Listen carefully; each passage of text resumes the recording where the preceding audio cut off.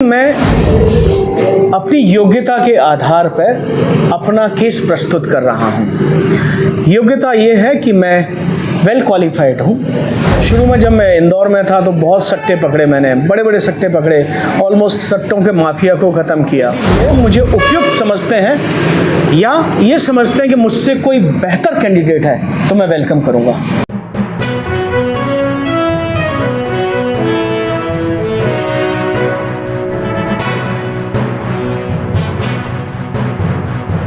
देश में लोकसभा चुनाव की जितनी चर्चा है उससे कई ज़्यादा चर्चा मुरैना लोकसभा सीट पर एक ऐसी सक्सेस की है जिससे मैं आपको रूबरू कराने वाला हूं। दरअसल दैनिक भास्कर के सर्वे ने ये क्लियर कर दिया है कि मुरैना और सोपोर में अब एक नए चेहरे की तलाश है। सभी पार्टियां नया चेहरा खोज रही हैं। वही भारतीय जनता पार्टी अब देखना ये है कि किस चेहरे पर दाव लगाती है, लेकिन दाव किसी पर भी लगाए, लेकिन भारतीय जनता पार्टी से एक मजबूत प्रत्याशी दावेदार प्रत्याशी के उनसे हम आपको रूबरू करा रहे हैं। उनके बारे में क्या अब तक जीवन में रहा उनके, क्योंकि पहले से ही वो पुलिस में है और डीजी है, मेरे साथ मौजूद है डीजी पुरुषोत्तम शर्मा जी। इनसे हम जानेंगे, पहले केवल परिचय हो जाए उसके बाद में जानेंगे कि मुरैना लोकसभा सीट मुरैना से सोपोर जो आज विकास के मायने में बहुत पीछे है मध्य प्रदेश के अनुसार, देखा जाए तो यहाँ रोजगार के आयाम बहुत कम है, यहाँ से लोग पलायन ज़्यादा करते हैं। ये वो क्षेत्र है जहाँ हर चीज़ की आवश्यकता है, लेकिन अब इस पर सुनता कौन कितना है ये तो सरकार भी जानती है। फिलहाल यहाँ के लोग तो उस तथ्य की तलाश कर रहे हैं ताकि उनकी समस्याएं सुनी जाए और उनसे रूबरू होकर कोई सुनने वाला व्यक्ति चाहिए। जी पुरुषोत्तम शर्मा जी से पहले जानेंगे। सर पहले तो लोकनायक न्यूज में आपका बहुत बहुत स्वागत है। धन्यवाद, थैंक यू। सर आप पुलिस में रहे तो पुलिस में रहकर अनुशासन तो आप भली भांति जानते हैं जी, लेकिन चंबल वो क्षेत्र है जो केवल अनुशासन सीखने के लिए अब तक सोच रहा है जी। तो क्या देखते हैं, राजनीति में भी आप आएंगे तो इसमें चंबल में एकदम अनुशासन सिखाने वाली बात आती है। मुझे लगता है कि चंबल के बारे में लोगों ने बहुत सारी भ्रांतियां पैदा की हैं। चंबल क्षेत्र में मुरैना श्योपुर में जितना मैं घूमा हूँ, मैंने इससे ज़्यादा रिलीजियस प्लेस नहीं देखा है। जगह जगह श्रीमद् भागवत कथाएं, मुझे नहीं लगता है कि मध्य प्रदेश या किसी प्रदेश में किसी ज़िले में इतनी श्रीमद् भागवत कथाएं होंगी जो यहाँ होती हैं। बहुत रिलीजियस लोग हैं, बहुत अच्छे लोग हैं, बहुत संबंध बनाने वाले लोग हैं जिनमें कि उनके संबंध बड़े वार्म, जिसको कहें गर्माहटपूर्ण रहते हैं। मुझे लगता है कि इस क्षेत्र में लोग अन्याय पसंद नहीं करते हैं और अन्याय का जवाब वो थोड़ी शक्ति से देते हैं, इसलिए थोड़ा लोगों ने भ्रांतियां पैदा कर रखी। अदरवाइज दिस वंडरफुल एरिया, बहुत खूबसूरत एरिया है और मुझे बहुत पसंद है। लोकसभा सीट ये मार्च में अपना चुनाव का ऐलान हुआ, उससे पहले तमाम दावेदार हैं, आप भी दावेदारी कर रहे हैं, एकदम राजनीति में कदम रख रहे हैं, आप पुलिस की नौकरी छोड़ने के बाद कैसे मैनेज कर पाया? अब आप देखिए, मैं दावेदारी जरूर पेश कर रहा हूं, लेकिन मैं अपनी योग्यता के आधार पर अपना केस प्रस्तुत कर रहा हूं। योग्यता ये है कि मैं वेल क्वालिफाइड हूं। योग्यता ये है कि मैं बहुत उच्च पद पर रहने के बाद बहुत ही अच्छे अनुभव रखता हूं जिससे विकास किया जाए। योग्यता यह भी है कि मेरी बहुत नेक नीयत है। चूँकि अब लंबे सेवा के बाद मैं लोगों की, समाज की सेवा करना चाहता हूं और राजनीति से अच्छा एक माध्यम नहीं हो सकता है, इसलिए मैं निस्वार्थ भाव के साथ राजनीति ज्वाइन कर रहा हूं। अब पार्टी के ऊपर है कि पार्टी जो निर्णय लेगी मुझे सर्व मान्य है। अब पुलिस की नौकरी में रहे, कोई जीवन के ऐसे एक्सीडेंट जिनसे आपने ये सोचा हो कि मुझे अब राजनीति में जाना चाहिए, लोगों की मदद तो मैं अब तक कर पाया लेकिन और बेहतर कर सकता हूँ, ऐसा कुछ है जीवन की घटना? जी हाँ, मैं एक्चुअली जब पुलिसिंग कर रहा था तो हम लोग लोगों को न्याय देते थे। जिस समय उनके ऊपर केस कायम होते थे, हम प्रोसिक्यूशन में भेजते थे, न्याय देते थे।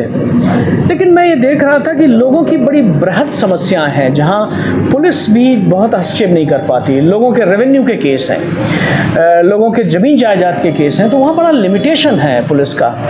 और मैं ये देख रहा हूँ कि सामान्य जीवन में बहुत छोटी छोटी बातों से लोग बहुत परेशान हैं, और यदि आप राजनीति माध्यम में आते हैं और सबको कोऑर्डिनेट करें, सबको कोऑर्डिनेट माने रेवेन्यू डिपार्टमेंट है, पुलिस डिपार्टमेंट है, फॉरेस्ट है, पीएचई है, इनको कोऑर्डिनेशन करें तो एक सर्वांगीण विकास होगा। और उस विकास के लिए आवश्यक है कि आप राजनीति में आएं और सब लोगों से आपका संवाद हो सके। यही मेरा प्रयास है। पुलिसिंग के दौरान कोई ऐसी कार्रवाइयाँ की आपने जो चर्चित रही हो, आपने माफियाओं को देखा जाए या तमाम कोई ऐसी बड़ी कार्रवाई जिसको आपने जीवन में उसको लाइटली लिया हो? देखिए, मैंने बहुत सारी की हैं। शुरू में जब मैं इंदौर में था तो बहुत सट्टे पकड़े, मैंने बड़े बड़े सट्टे पकड़े, ऑलमोस्ट सट्टों के माफिया को ख़त्म किया। रीवा गया तो एंटी डकैती ऑपरेशंस बहुत किए। जब ददुआ का काम चल रहा था तो मेरा भी ददुआ गैंग में पीछा करने का श्रेय था, और कहीं ना कहीं प्रेशर के कारण बाद में ददुआ जबलपुर में मारा गया। तो ऐसे एंटी डकैती के बहुत ऑपरेशन किए। उसके बाद मैंने जब एसटीएफ में था तो मुरैना से ही मैंने नकली दूध की फैक्ट्रियां पकड़ी। तो ऐसे बहुत सारे काम किए जिसमें समाज को एक स्वच्छता मिले, न्याय मिले। लेकिन ये केवल पुलिसिंग था। मैं एक्चुअली सर्वांगीण विकास के लिए काम करना चाहता हूँ। यदि लोगों में देखा जाए तो लोग पुलिस के कहीं ज़्यादा और भी डिपार्टमेंट हैं जिनसे परेशान हैं। एक और बड़ा सवाल ये है कि भारतीय जनता पार्टी यहाँ एक मजबूत पार्टी है, मतलब देश में है, लेकिन मुरैना श्योपुर में एक गढ़ है। लंबे समय से भारतीय जनता पार्टी नहीं है, लेकिन अभी कैंडिडेटों की कतार तो लंबी है। विश्वास नहीं हो रहा है कि अभी किस पर दाव खेला जाए। जी हाँ, बिल्कुल सही बात है। तो ऐसे में आप अपनी दावेदारी किस तरह देखते हैं? मैंने फिर कहा, मैं तो बड़े निस्वार्थ भाव के साथ, और मेरी प्रतियोगिता मेरे क्वालिफिकेशन के ऊपर है। यदि लोग मुझे उपयुक्त समझते हैं या ये समझते हैं कि मुझसे कोई बेहतर कैंडिडेट है तो मैं वेलकम करूंगा। तो मेरा कॉम्पिटिशन्स मेरिट के आधार पर है। यदि मैं मेरिट रखता हूं तो उसी आधार पर अपना जो है दावा पेश कर रहा हूं, और यदि मुझसे अधिक मेरिटोरियस पार्टी समझती है तो मैं सम्मान करूंगा। आप श्योपुर से लेकर कोरसा तक घूमे। जी, क्या लगता है कि इधर ये होना चाहिए? मैं एक्चुअली जितना मैं घूम रहा हूँ उससे जो मुझे लग रहा है, लोगों में मेरे प्रति चाहत बहुत है, और वो एक्चुअली अक्रॉस पार्टी लाइन चाहत है। मुझे पार्टी से भी ऊंचा लोग समझते हैं। यदि मैं भारतीय जनता पार्टी से आता हूं तो बहुत सारे ऐसे लोग हैं जो अन्य पार्टियों में रहते हुए भी मुझे सपोर्ट करेंगे, क्योंकि उनकी सबकी इच्छा है कि एक नेक नीयत का वेल क्वालिफाइड पढ़ा लिखा इंसान उनका सांसद बने। लोगों में जितनी चाहत आपके प्रति है, आपकी चाहत तो लोगों के प्रति क्या है? आप अगर यहाँ से चुन के आते हैं तो लोगों के लिए क्या रोड मैप तैयार किया? देखिए, मैंने आपको समय समय पे कुछ लोगों को बताया कि मैं एक पूरा का पूरा एक्शन प्लान तैयार किया है, और क्षेत्रवार एक्शन प्लान किया है। युवाओं के लिए मेरा प्लान है जिसमें इनोवेटिव तरीके से युवाओं का इन्वॉल्वमेंट, युवा शक्ति को बनाया जाए, उनके रोजगार के साधन यहाँ बहुत पैदा किए जा सकते हैं। केला रस की फैक्ट्री है, यदि हम उसको रिवाइव कर देते हैं तो इतने हो जाएंगे। हमारे यहाँ इतना धन संपदा है, हमारे यहाँ एग्रीकल्चर बेस्ड इंडस्ट्री बहुत हो सकती है। तो आवश्यकता है कि उसमें एक पॉजिटिव लीडरशिप दी जा सके, युवाओं को इन्वॉल्व किया जा सके। किसानों के लिए मैंने कहा कि किसानों के क्षेत्र में इतना विकास हो रहा है, इनोवेशन हो रहा है। जैसे मैंने ऑर्गेनिक चारकोल की बात की। ऑर्गेनिक चारकोल जो है किसान अपने ही गांव के क्लस्टर बना के पैदा कर सकता है, जिससे उनकी आय बढ़ेगी और फसलों की जो पैदावार है वो डबल हो जाएगी। इस तरह के हम 2-2, 4-4 गांव के क्लस्टर बना के गांव के लोगों को उसमें इन्वॉल्व कर सकते हैं, एम्प्लॉयमेंट जनरेट कर सकते हैं। आवश्यकता है कि ये इनोवेशंस लोगों को बताया जाए, इसकी योजना बनाई जाए। मैंने महिलाओं के सशक्तिकरण के लिए कहा, बेटियों के एम्पावरमेंट के लिए कहा। सारी योजनाओं के बारे में धीरे धीरे मैं लोगों को बताता हूँ, लेकिन इसका एक इंटीग्रेटेड प्लान मैं बहुत जल्दी बना के रखूँगा। अच्छा, एक और चीज़ है सर, इधर मुरैना से श्योपुर मध्य प्रदेश में अधिक संख्या में देखा जाए तो खेल के प्रति लोगों में चाहत बहुत है, लेकिन इधर न तो अच्छे से ग्राउंड बने हुए हैं, न ऐसा कोई आज तक आया कि उनको खेल भावना के प्रति थोड़ा मोटिवेट करे ताकि लोग यहाँ से भी जाके देश में नाम रोशन कर सकें। इस तरह का मैंने ज़रूर सोचा था कि जो हमारे सब डिवीजन्स हैं, सब डिवीज़न लेवल पे एक हमेशा एक छोटा मोटा स्टेडियम जरूर होना चाहिए, ताकि मॉर्निंग में लोग दौड़ लगाने जाएं तो उनको स्थान पर्याप्त मिले, इंस्टेड ऑफ कि वो आप रोड पे दौड़ रहे हैं, व्यायाम का जगह मिले, स्पोर्ट्स की एक्टिविटीज़ के लिए जगह, ट्रैक एंड फील्ड है, बाकी है। दूसरा मैंने देखा इस क्षेत्र में बहुत सारे लोग व्यायाम के प्रति बड़े जागरूक हैं। बहुत सारे लोग मुझे मिले जो कसरत करते हैं, नाल उठाते हैं, पहलवानी करते हैं। तो this area has got a wonderful potential, जिसमें लोग इस क्षेत्र में बहुत आना चाहते हैं। बहुत प्रतिभा है हमारे यहाँ। बहुत सारे लोग पुलिस में जाते हैं, आर्मी में जाते हैं। उन सब के लिए यदि हमें सब डिवीज़न लेवल पर मैं कोई एक छोटा स्टेडियम दे सकूं तो उन सब की प्रतिभा सामने आएगी और उनको मौका मिलेगा। हाँ, एक और सवाल है सर कि अभी आप देख रहे हैं कि कांग्रेस के पर वही गिने चुने प्रत्याशी, भारतीय जनता पार्टी पर तो इतने प्रत्याशी को वो झांसी से उतार दे, वो एक बड़ा प्रत्याशी होगा, लेकिन इस मुकाबले में आप अपने आप को कहाँ? देखिए, मैं आपको फिर बताऊं कि मैं आज भी मुक्त खंड से प्रशंसक हूं यशस्वी प्रधानमंत्री श्री नरेंद्र मोदी जी का और अमित शाह की पॉलिसीज़ का। ये पॉलिसीज़ एक्चुअली बहुत वाइडर विजन की पॉलिसीज़ हैं, जिनका असर जो आगे आने वालों पे बहुत पॉजिटिव इम्पैक्ट होगा। इनोवेटिव आइडियाज़ आ रहे हैं, इनोवेशंस ला रहे हैं, लोगों का इन्वॉल्वमेंट है। रोड नेटवर्क देखिए, पावर प्रोडक्शन देखिए, इकोनॉमी देखिए, सब में बेतहाशा प्रगति हो रही है। जैसे आज ही रिपोर्ट आई है कि हम अगले 2 साल में 5 ट्रिलियन की इकोनॉमी बनने वाला है। ये छोटे मोटे काम नहीं है। 2 तारीख में आने वाली 2 मार्च को यहाँ राहुल गांधी जी की भारत जोड़ो यात्रा निकल रही है, तो क्या इफेक्ट पड़ेगा उसके बाद? अब इस ओर तो मैं ज़्यादा नहीं बोल पाऊँगा, लेकिन हर पॉलिटिकल पार्टी अपना प्रयास कर रही है, तो दूसरी पॉलिटिकल पार्टी भी अपने ढंग से प्रयास करती है।